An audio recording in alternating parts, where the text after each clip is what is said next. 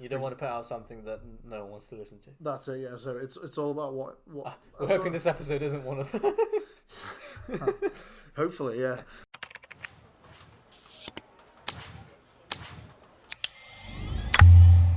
So, welcome back to Fly High Media Talks, Season 2. We have more questions, more topics, more things to answer, more value to give.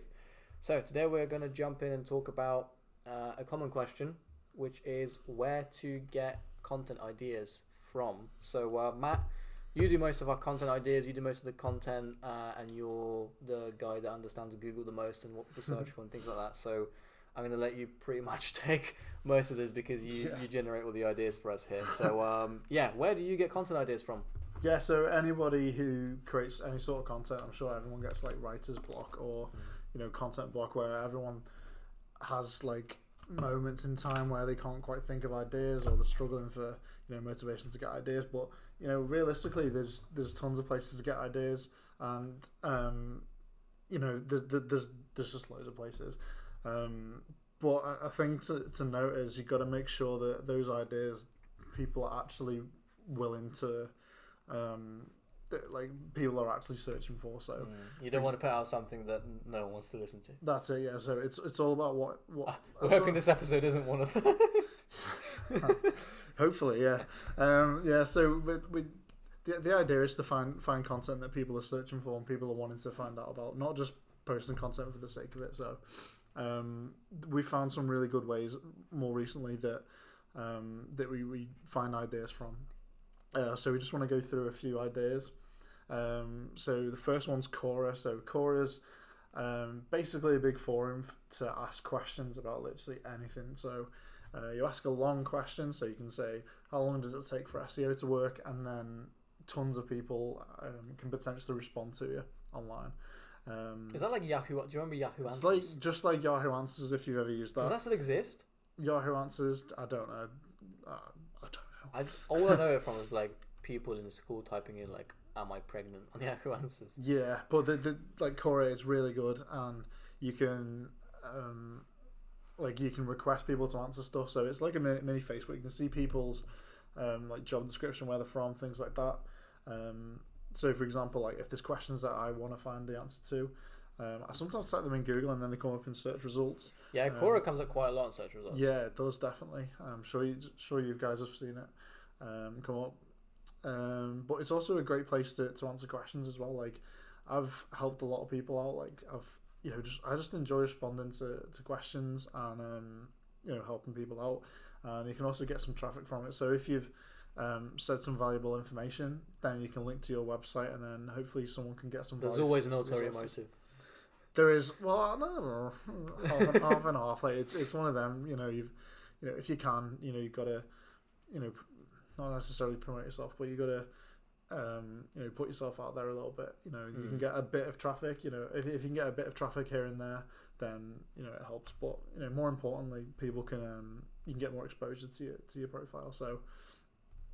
On Quora, just sign up, make sure you've got the details in your profile all set up, things like that, and then you're all good to go. To be fair, you don't even have to sign up. You can just search Quora for questions and then pick out one. That's how we did it for some of the past episodes. We went on Quora, found some common questions, and we used them to film videos and podcasts, write blogs. That's it, yeah. So. Yeah, and like just like when we come up for podcast ideas, like we came up for a few recently, just basically typed in SEO on Quora, and you filter it down for the last hour, last week, last month, and even hourly there's 5, 10, 15, 20 people asking questions about SEO. So try and go for the ones that have been asked like a couple of times maybe, and then look to see if there's any answers. If there's good answers, then you should try and improve on those. If there isn't any answers already, then either try and make a video on them or the ones that have already been answered to. So that is one place to look for content ideas. Also YouTube comments. So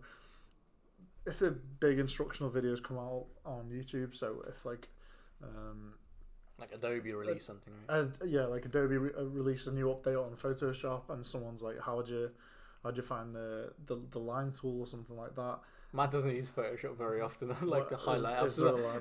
There is a line to it. It's probably the easiest thing you can find. Okay, so like basically there's an update.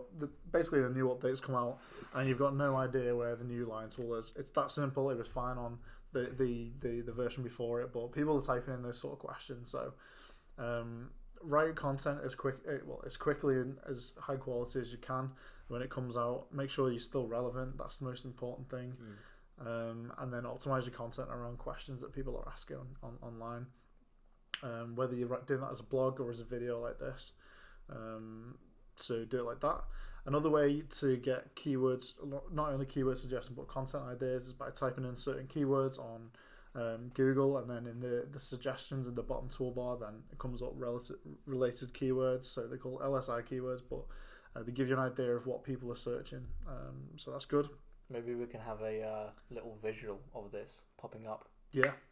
Right now. And if you're in the podcast audio world, that's where audio world. Go over to YouTube to look at the visual of this. I'm sure we can get it edited in somewhere around here. Yeah. So the last tool that I want to mention, I'm sure Dennis wants to mention a couple. If you can think of any off the top of your head. I can't. You can't. I'll jump into it at the end. Go on. Alright, so yeah, the last one's BuzzSumo, so you can sign up to that. I think there's a free trial, but it's not too expensive each month. What you can do is type in your topic and then look up over the past week, month, day, whatever, see what the most popular content is within your space, which has got the most social shares, and find that piece of content, write a better piece of content or create a better video, and then distribute that. And anyone who's shared that article, reach out to them, direct message them, email them, and then get them to either watch it, share it, embed it, or whatever. Just be clever with your outreach. We've done a video on link building and outreach and distributing content. So yeah, it's all about just finding what's hot and what's relevant at the time, and don't be too slow to it. And Reddit as well. I forgot about that. I don't use it. I know you use it. But... Yeah, Reddit is a big one. On the topic of what's hot and trending, you added Reddit to the file, but I was actually thinking one other. But I'll jump into Reddit. Yeah, Reddit is big. I use Reddit quite a lot. Not for business stuff. I use Reddit as a pastime activity to look at sort of things that are funny, things that I like. So that's where you get all your jokes from. I thought you were clever. Yeah, I get one. No, I don't get... there's quite a few Reddits. I'm not going to go into it now because it's not very relevant to this. But there's quite a few funny subreddits.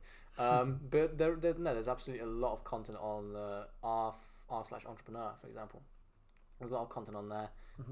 There is a subreddit for search engine optimization. There's a Reddit for Adobe. There's a Reddit for anything. You type in Reddit /r/ literally umbrellas. There's probably going to be a subreddit for that for people that really like umbrellas.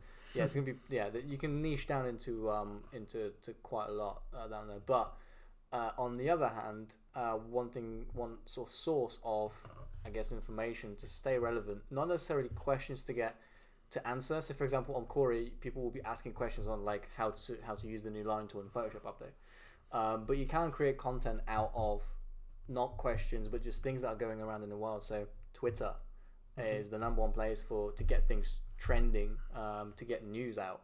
Even Facebook, LinkedIn, but if anything's trending, it's going to be on Twitter. And we did this as an example a couple of weeks ago, when the Champions League final happened, and Liverpool very comfortably beat Tottenham Hotspur. But the highlight of the night was that Russian supermodel running onto the pitch promoting Vitaly Uncensored, which is the adult prank like subscription website. But we jumped into it in more detail in the video. We can link it down below on YouTube.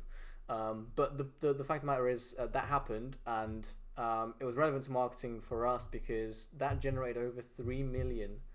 If that advertising was worth over $3 million, if they had gone through proper channels to advertise at that time in those TV networks and to that amount of people, etc. And it was relevant to us because they basically got $3 million worth of advertising for free. Not for free. They spent the night in the jail, and it was like $1,000 of bail or something like that. And they're not allowed in any sporting events for the rest of their lives anywhere in the world. Small price to pay for $3 million worth of advertising. The site crashed 24 hours after because they had so many new members, and we jumped on it because we saw it. Normally, you'd see something like that on Twitter if you're not following it. Obviously, myself and Matt were following it because we were watching the Champions League final because we're interested in football. But it's just something that popped up on Twitter, and there was a lot of information about it. The Daily Star and other more reliable news sources were putting stats down. So all of the stats that were used, for example, in that video that we recorded, were pulled from areas that were linked to on Twitter, whether that's Daily Mail or other sort of big BuzzFeed. Ladder Bible did an article on it. So from Twitter articles, finding them on Twitter with like the relevant hashtag. I think it was like Champions League streaker or something like that. Hashtag Champions League streaker or something like that.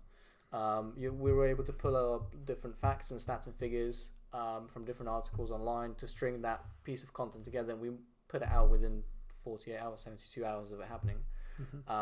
And you can jump on the bandwagon like that with pretty much anything that happens in your world, whatever you do.